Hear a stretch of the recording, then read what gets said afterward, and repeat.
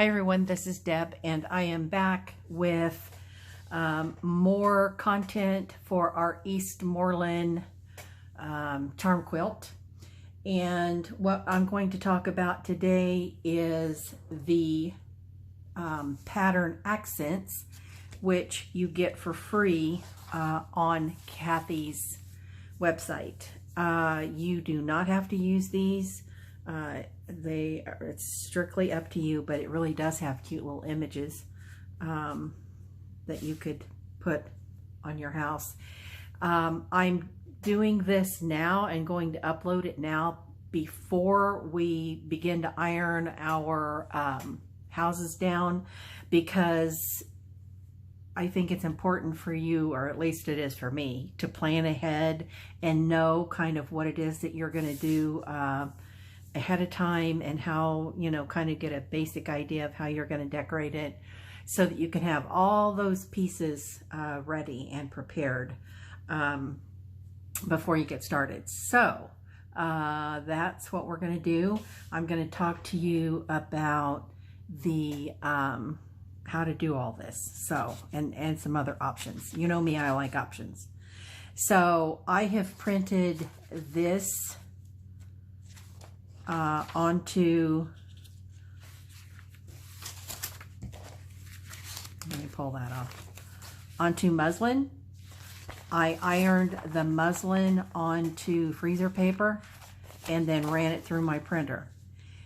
That way you can cut these out and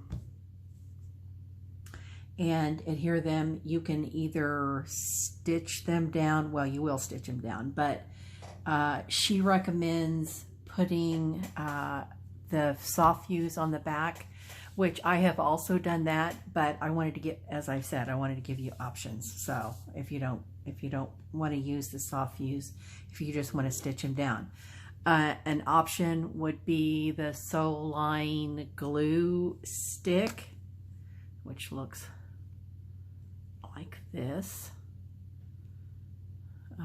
And you can also get that on her website or at Joann, or I say Joann, I don't know, because it's been a long time since I've been to Joann, but I ordered this one off Amazon, so I know for sure you can get it off Amazon.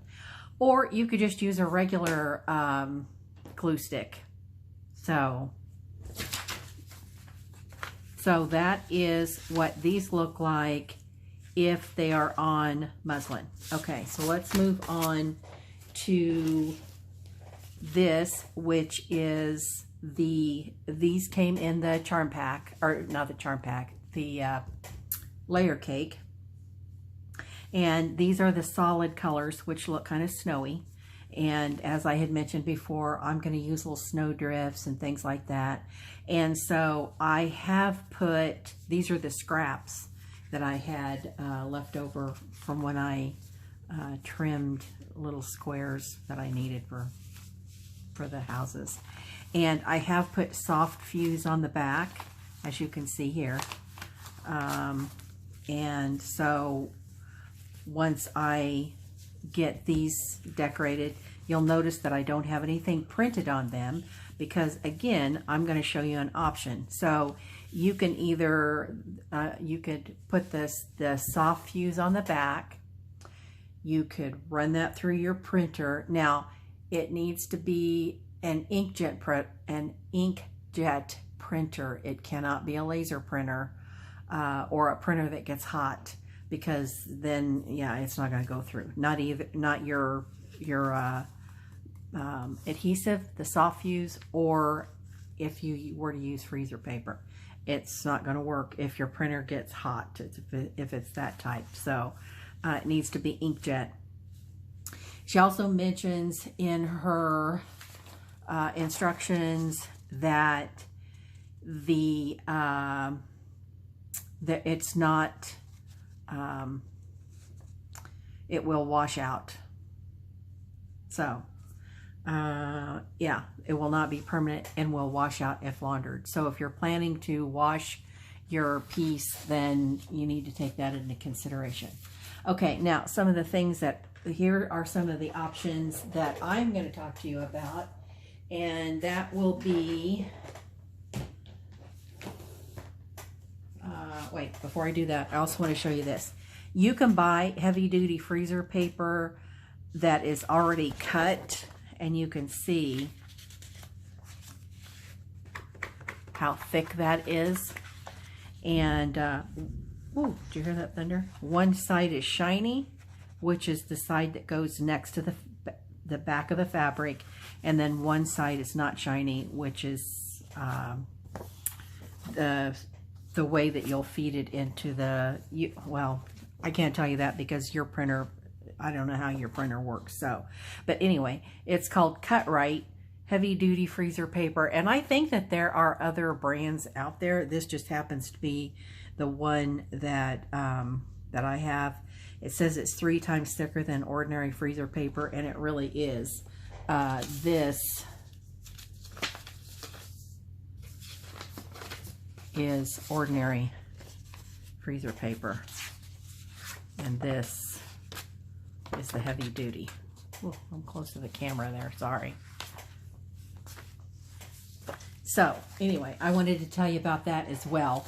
If you choose to use freezer paper, I just use my regular rolls of the freezer paper and cut it to the size that I want. So, okay, so back to this. So one of the ways that you could also use these, instead of sending it through the printer, is to use, let me pull this out, a little handy dandy cart here.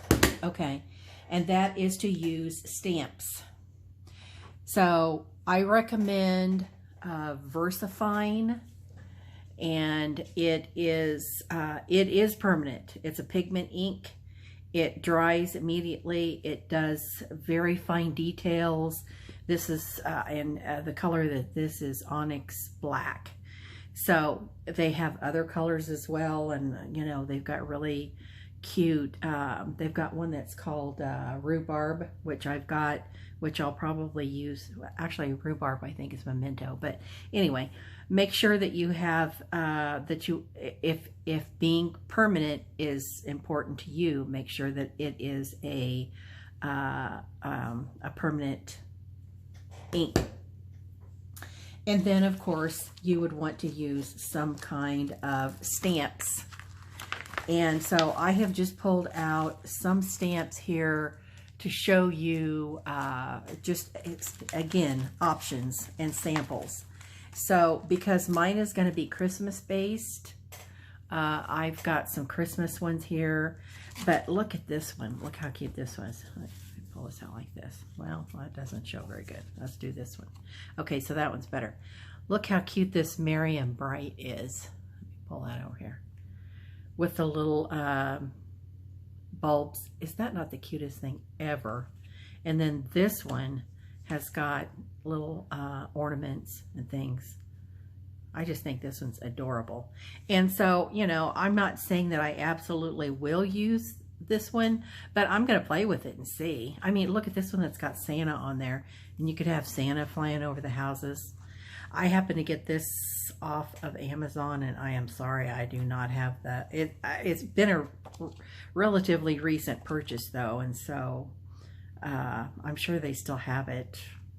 I just don't know the brand name. It was a cheapie, you know, like $6. You know how Amazon is.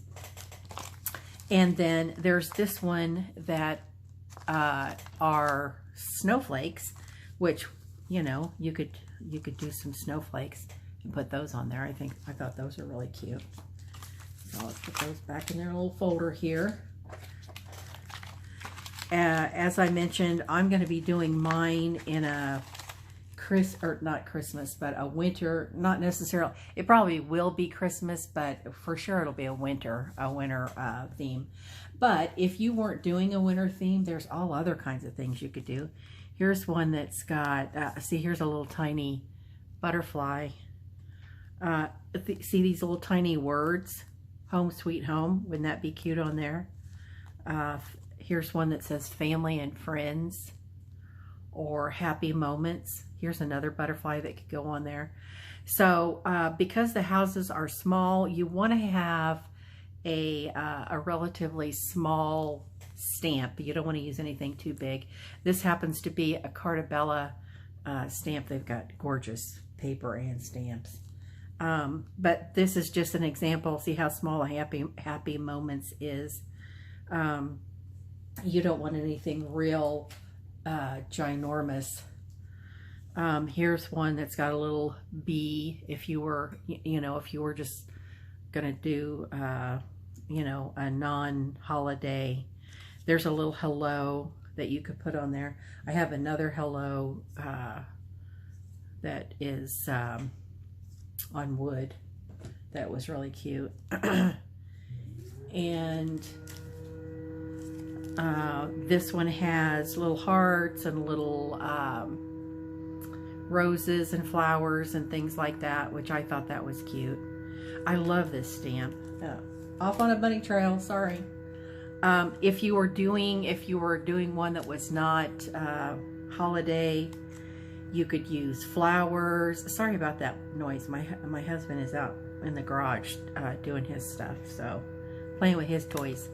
And here is a butterfly. That butterfly would be really cute on there, wouldn't it? That's about the right size. And here's another one. Again, I think I got this one on, or no, I think I got this one. You know, Tuesday morning is a really good a place where you can get stamps that are cheap. And I think I got this at a Tuesday morning. But look at that cute little flower right there. How cute that is. And here's even a different kind of a bird and different kinds of butterflies. Here's one that you could, this swaggy kind of thing. That's kind of cute. That would be cute on there. Her pattern has numbers, but you can see the numbers are pretty big. The numbers in the alpha are pretty big. This stamp set is smaller, considerably smaller than the ones that she has. And so you may want to have a smaller, I know I got this on Amazon. I buy everything at Amazon. Amazon has a Deborah-Cade wing in my neighborhood. So here's another really cute one. So look how cute this little mouse is. And again, he's not really Christmas. He's doing painting, but the example is if you use something really small like this, that would be so cute on there. So, and here's a little bunny. That little bunny is just adorable. I love her stamps. And where's that other one I wanted to show you? Okay, so look at this one. Look at this little guy who, if you had him in the garden with his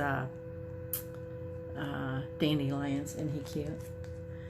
So, and then, this one that says Mary. So they're very small. And that one says friends. So, I don't know if you have any stamps. But like I say, if you look on Amazon, they have they've got a really good selection of small stamps. That would be perfect for this project.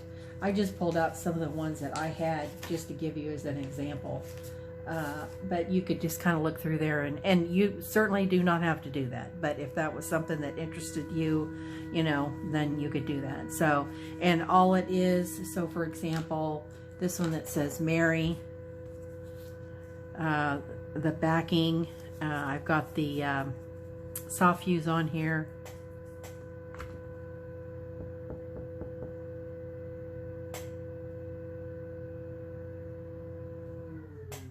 And then you can just cut around it and attach it to your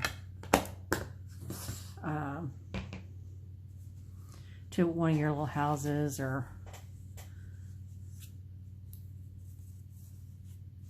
like this.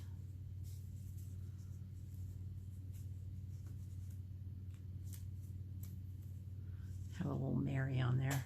Wouldn't that be cute? So these are all things for you to consider and kind of have prepared and ready for when we start gluing down or ironing down our houses, and which will be the next video, I think, if I don't think of something else that I want to share with you. And we will begin that the third week.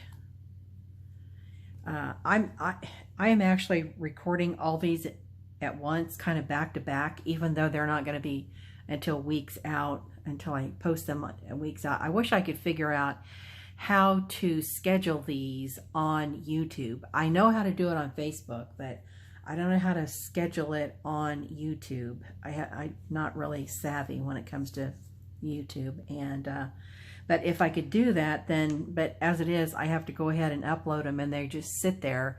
And then, because I've got everything out and ready to show you, so I don't want to put everything away and then have to get everything back out. And so anyway, that's my sad story, and I'm sticking with it. So I think that that's everything that I want to share with you as far as the accents. You'll also want to start pulling out your very small trims and laces and ribbon, you know, like the 1/8 inch ribbon. Just kind of go through and see what you've got, and start pulling all those things out. And again, you don't have to decorate. You don't have to put laces and trims on there. In fact, it doesn't look like she has, that she has. Most of hers are, I mean, she obviously has, see, there's a key. She put that key on the doorway. That's really cute. And then a big 3. Oh, now see how she doesn't have all of her doors centered. And she's kind of got a little window. So anyway, this is just going to be great fun, in my opinion, being creative and figuring out how to do it. But, you know, she doesn't really have a lot of, she's got some buttons, I see. But other than that, mostly it looks like it's her stitching that is her decoration. So anyway, it's lovely. And I'm looking forward to our next videos where we iron them down and then begin our decoration process. So this is Deb, and I'm going to sign off. See ya.